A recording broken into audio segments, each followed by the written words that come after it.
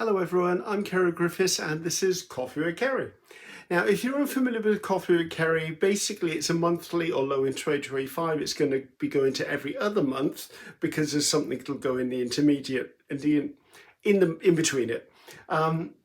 If you're unfamiliar with Coffee with Ceri, it's basically I choose a subject or a topic that comes across my field of vision and I try to make it non-argumentative, non-confrontational. I try to give both sides of a topic as I see it. Okay, so this is my own personal view, just as I see it.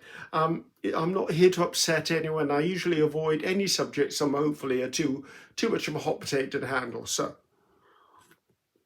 today's topic is AI, artificial intelligence. Now, it's been here a very long time, just possibly not in the format that we think. I remember as a child, and I was born in 1960, I remember as a child, the very first time I saw a television, and it was a black and white one. It was July 1969, so I was 9 years old. And the reason I saw that was because at that point, it was the first landing on the moon, and my parents felt that as a historical event, my sister and I should actually see it. And to me, that was mind-blowing that you could get pictures and sound in a box. Up until then, and to this very day, I've been a reader. So I read books, and back then I used to read any comics I could get hold of, anything like that. And the word artificial intelligence to me rested very much in the world of fiction and fantasy, because if you read a book about spaceships and things like that, then the artificial intelligence was normally the onboard computer that was supposed to give an unbiased view of protocols, and then usually it got corrupted, and then usually it tried taking over the ship and killing people, and then people found a way of surviving it. That was sort of the classic story then. And then next sort of came in at, there was a TV program, don't know whether it was an international one, but it's called Lost in Space. You've probably heard of the movie. Well, the original Lost in Space, the artificial intelligence there was a robot. So for me, it was then another form of a robot. And then, of course, we go on to other things. There's just so many different things, like Knight Rider, Kit the car. That car, to me, was artificial intelligence. So I kind of have kept artificial intelligence in sort of a little box marked robot or computer. That was kind of how I foresaw it. Although it's obviously impregnated our lifestyle in so many different ways that I, in my naivety, was just not aware of. I mean, I wasn't aware of it. I probably didn't work or live in the circles that level of technology was influential, or so I thought. And as time has gone on, things have started creeping into my field of vision, should we say, and I've gone, what is all this about?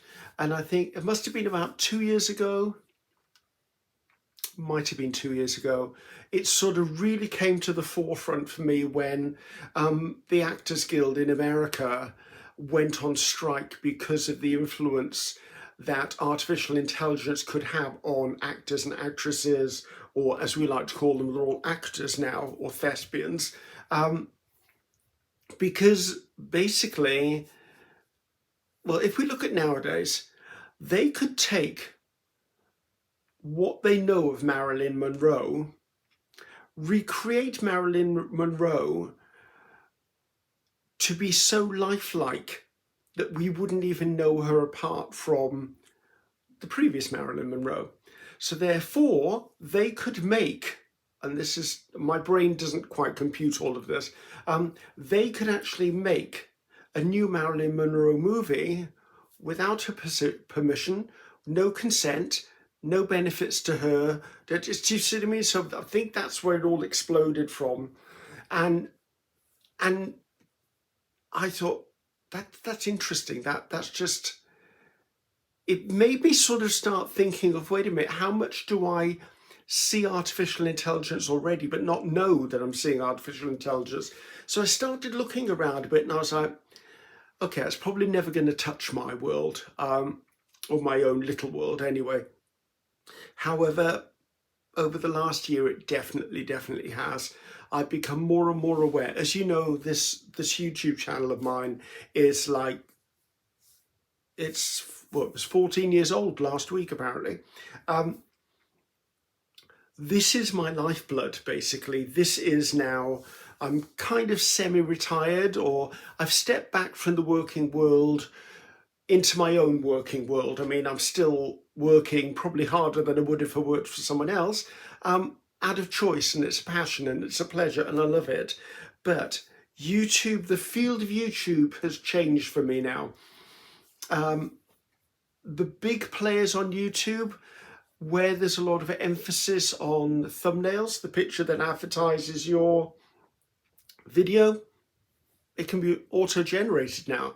Basically, there are programs now where you can go, let's see, if I typed in, make me a thumbnail of a lion, a daisy, and a goldfish, and I hit enter, it would then come up with a picture that told some sort of story around those three characters in image form. And if I didn't like it, I could go redraw, until I got one which was a really good image that I could then use. There are programs out there now that some of the big channels have started using, and I mean, we're talking big channels, not just big, but the big channels, where I can actually make a video, feed the video into artificial intelligence, and tell it to recreate the video in different formats. Like, say I ran a video through and said I want 10 shorts of 1 to 3 minutes long. It would select images and pieces and put it all together and give me 10 new videos. Now, that scares me. That scares me. Also, people who are authors, I could now go into artificial intelligence, and I mean, my iPhone has got it, my Apple iPod has got it, I'm sure my MacBook has got it. It's called Meta something or other, it's a circle. I could go in there and write, say, a couple of hundred words of a story plot and tell it to write me a novel. And it could. I could put in a few words and say, write me some poetry. And it could. There's been a button for a while when you upload on YouTube where you have to say yes or no to, is anything in this video, how's it worded? Has anything in this video been amended to say words that it didn't normally say, or look in a way it didn't look? Basically, they're trying to get you to commit to, was this generated by artificial intelligence? And for them to invest the time and money to put that in, as a fail-safe probably for legal actions taken against them, it's important, because you can now, there's just so much. It worries me how much you can create with artificial intelligence. I could put a picture of my face, sorry, I need some coffee, a picture of my face and put it into AI, artificial intelligence, and say, make me an Egyptian god.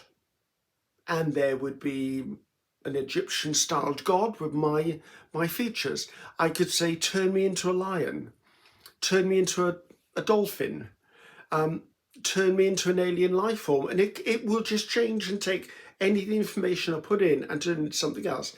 Now, arguably, it only works with what I input. However, and I know because I have now got an artificial intelligence app that I can write the description to my videos on, and because I produce so many videos, I don't want them all to be carbon copied or limited wording. Also, the way the algorithm works nowadays, it scans your description of your video to find out the audiences it goes to. So I like the human language. I like vocabulary. I like words. But there are only so many connotations I can come up with when it comes to writing a description. So my process now, and this has only been since probably about 3 months ago, I will write my description and I will put it into artificial intelligence and I will tell it to rewrite it, focusing on keywords, search engine optimization, things like jargon for arts and crafts, stuff like that. And it will regenerate what I've written in very creative ways sometimes. And then I will usually take that, put it into my video description, and then re-edit it so that it's not just computer based, but it gives me a wider scaffolding to hang my words on than what I normally turn out. So even I've started using it for that because it helps me. I mean, YouTube is how I earn my money. I need to have every trick and everything I can learn to help me keep up with the level of YouTube content creators that I'm on par with. But it's just, there are certain things about this whole AI situation which really, I wouldn't say makes me panic, but as a creative person, it really makes me worried. Our uniqueness as artists is in our imagination and our creativity. That enables us to create things that make the world a beautiful or a scary place. However, now we can talk to a computer and a computer can come up with an image. Is that art?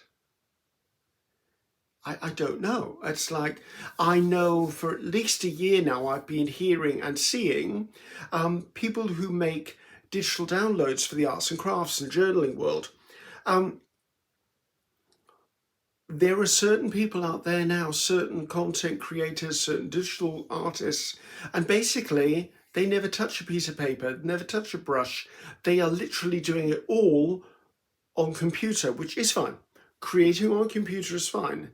But putting pieces into artificial intelligence and letting it create it and then laying claim to that as your own and then selling it as a digital product, I don't know how I feel about that.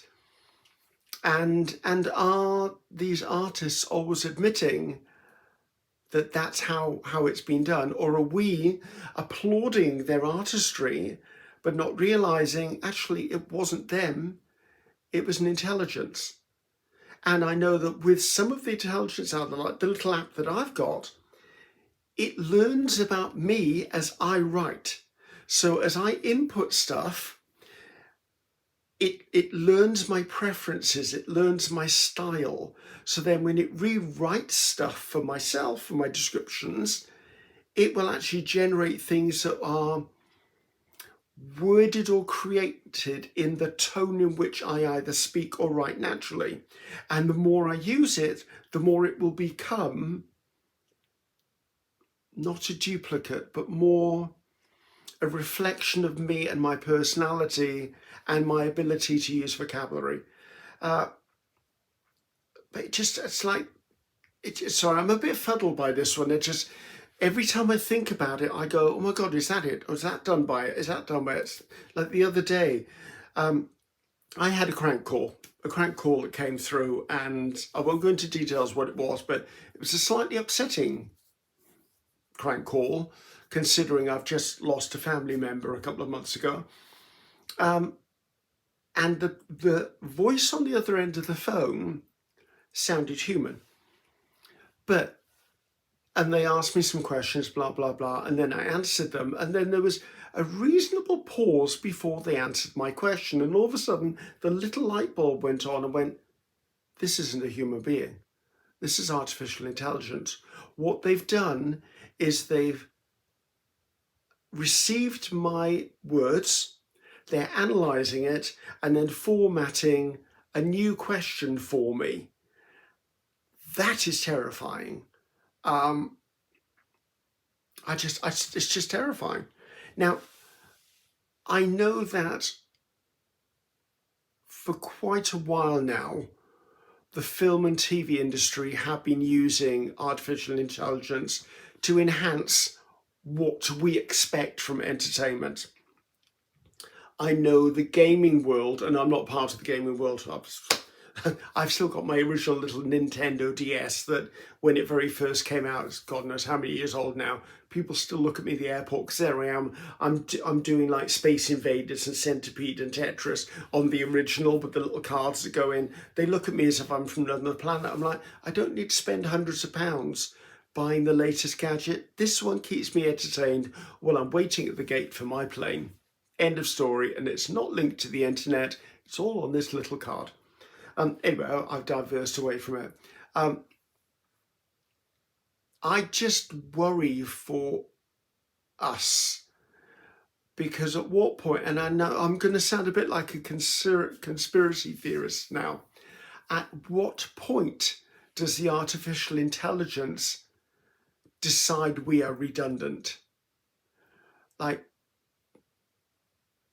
when I was a cake decorator, for those who don't know, I was an internationally recognised cake decorator and designer within my field of expertise. And part of that uniqueness was a human being did it. However, I have now seen over the last 4 or 5 years, there are machines out there who decorate cakes.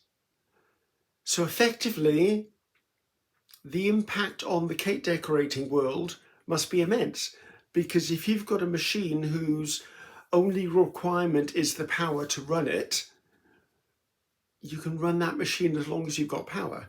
You don't have to pay overheads. You don't have staff who are going to call in sick. Granted, the machine has to be fed with ingredients, but that's scary.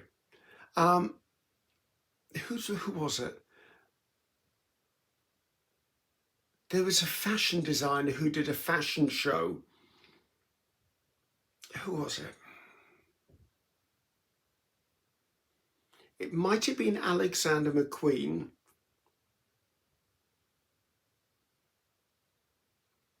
I can't remember. It was one of those big names like Mugler or Alexander McQueen or just one of the big fashion houses. And basically, the model was dressed in white. And she stood in the middle of this stage, and these robots painted the design on the dress while she was wearing it. Now, I'm sure that was programmed, but at what point does that turn into something else? Now, we've all seen the sci-fi movies, or most of us have anyway. We've all read those books that go into the world of fiction and fantasy. I remember when I was growing up, it was like, oh, the year 2000, we'll all be in hover cars flying around and we'll all be living on the moon. And that certainly didn't happen, did it? I'd be lucky if that happens in the next 1,000 years, let alone next 100. Because we'll keep messing it up. But it's become so real, guys. It's just absolutely become real. I don't think we truly understand how much artificial intelligence has made its way into our lives. Like my car, I drive a little Ford Puma. The onboard computer is obviously far more intelligent than I am. It tells me when I need to get more in lane because I'm veering off to the right. I have a button I can press and it parks itself. It's never going to park itself. I am not giving a vehicle that power. My anxiety would probably make me have a heart attack anyway. I accepted sat-nav or satellite navigation and I applaud it and I love it. It's probably one of the safest things that's happened to me, because before that I was the one trying to drive and hold a map and have a checklist for exits on motorways. Very much applauded that.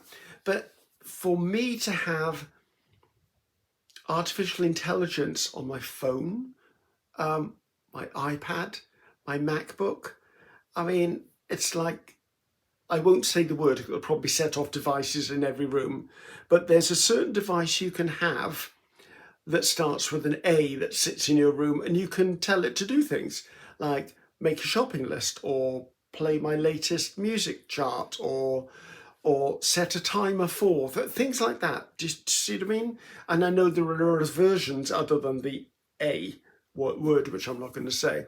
And all of these have started creeping in on us as there are now robots that can deliver food to your house. So when are we as human beings going to become, well, what are we going to become is a big question. I mean, if we have computers and artificial intelligence doing so much for us in our lives, what part of our body do we no longer need? I mean, taking it to a very, very, very, very far extreme, is our thought process the only thing that's required? Because how long is it going to be before these things are feeding us, before they're taking care of us? It's just, I don't know. I've gone to the real conspiracy theory, other end of the spectrum on this. It's not going to go away. It's part of the progression as humankind in its reliance on efficiency and technology. Although in the back of my mind, I hear my mum's voice going, but what happens if it fails? And that's a very good question. What happens if it fails? I think it was last year, there was a glitch in some software somewhere and all the airports closed down until they sorted out the glitch. It's like, at what point have we lost control of everything? So I don't know. I'm not normally this dramatic about stuff. I mean, this probably isn't as dramatic as it could be. It just, I don't know. I don't even know whether it's going to be a case of I'm going to embrace artificial intelligence or whether I'm unwittingly and unknowingly going to be using it anyway. And I don't know the current extent of artificial intelligence and the effects it has on my life, except the ones I'm aware of. But yeah, it's a scary topic. How many decisions are made without me being knowledgeable of the fact? Is this a curse of the first world country? Because I don't know how far third world countries will be affected. Actually, they'd be affected by the ramifications of whatever the first world countries do. I don't know. It's a weird topic, guys. I just wanted to raise it because it's something that has been chipping away at my mind, and I'm unsettled by it. I don't know enough about it. I tried doing a little bit of research on it before I made this video, and the topic is so expansive that I was like, I can't even get my head around the topic to decide what I should and shouldn't be talking about.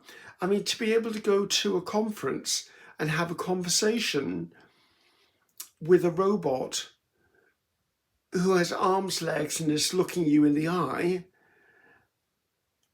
and appears to be another, what's the word? Sentient life form, is that the word I'm thinking? At what point? Here's another topic. Okay. If I have a robot or an artificial life form, no, that's wrong, artificial intelligence that looks like me, sounds like me, can do nearly everything I can do, at what point does that artificial intelligence start to have rights? That's a whole nother ball of string. A whole nother ball of string. So I think I'm going to sign off, guys. I've sort of talked myself down a rabbit hole where my brain is going 10 to the dozen. I can't quite get my head around how to approach a lot of these topics. And I just want to bring it up because, are you aware of how much artificial intelligence is impacting your life? I'm not, and I'm going to have to start looking at things differently. it is a good thing and it could potentially be a bad thing. I think, well, I'm 65. 20 years time, who knows what the thing is going to be? Who knows if I'm even going to be here to worry about it? But it bothers me slightly that there's a whole generation coming up that know nothing other than being able to have a conversation with a phone, have a conversation with an inanimate object that's obviously animated because it's artificial. Yeah, interesting. I'm not sure what comments are going to come up from this video. I will do my best to answer them. I'm certainly not here to scare anyone, but I must admit it's a topic that intrigues me. And am I going to be left behind by technology? Is it going to speed ahead like there are some of us, I mean, I feel a bit left behind with quite a lot of things already, and I'm by no means old. My generation is probably the last generation prior to, well, the next generation after me basically was completely immersed in computers. I went through most of my childhood into my probably 20s without really coming in contact with computers. Now everything is computerized, and the next generation after me only knows computers. The next generation after them is going to know what? Big question, bit scary. Okay, I'm going to call it there because my coffee's going cold. Just something to have a think about, guys. Just something to be aware of.